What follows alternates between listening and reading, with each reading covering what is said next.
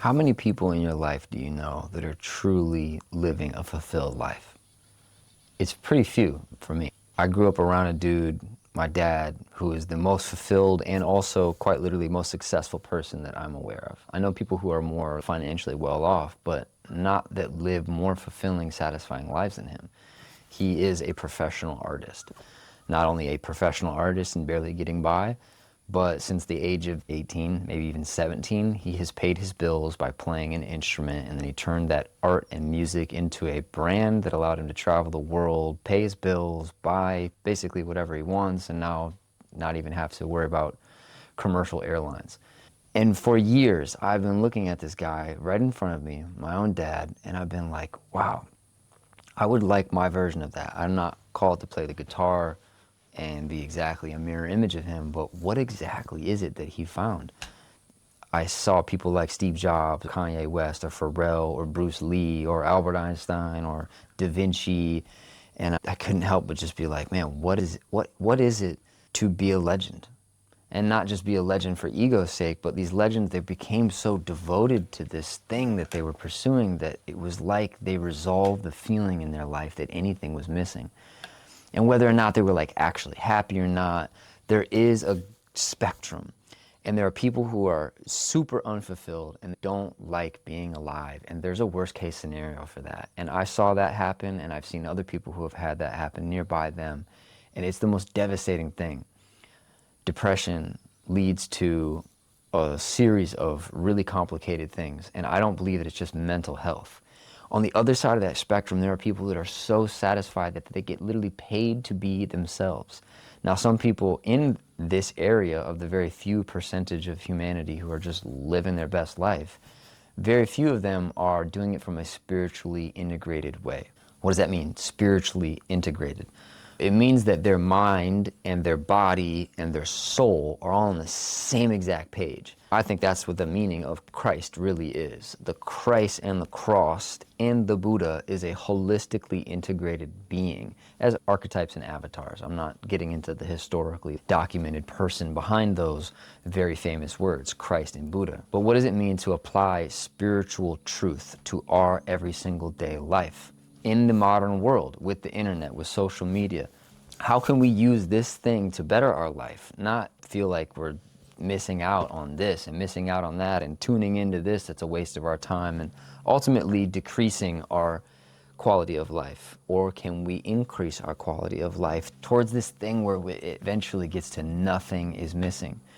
And there's a variety of skills and techniques that I found. I'm 35 right now.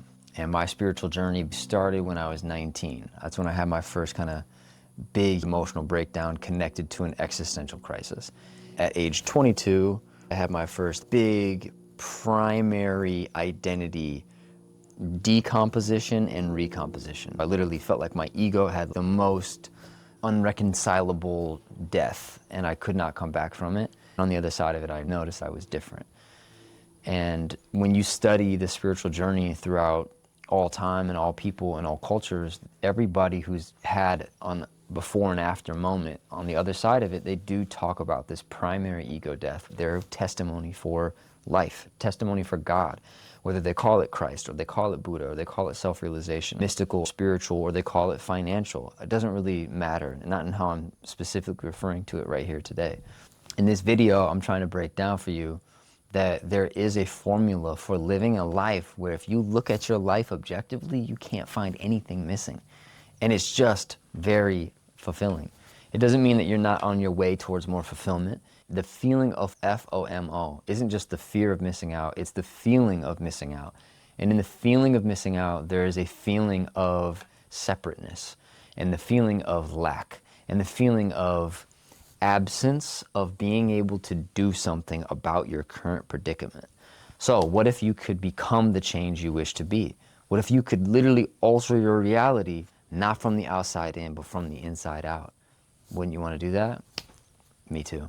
That's what I've basically spent the past 15 years doing. And there's no money I want from you today, but there is a free PDF in the link in the description of this video, and it is filled with tools that have genuinely helped me.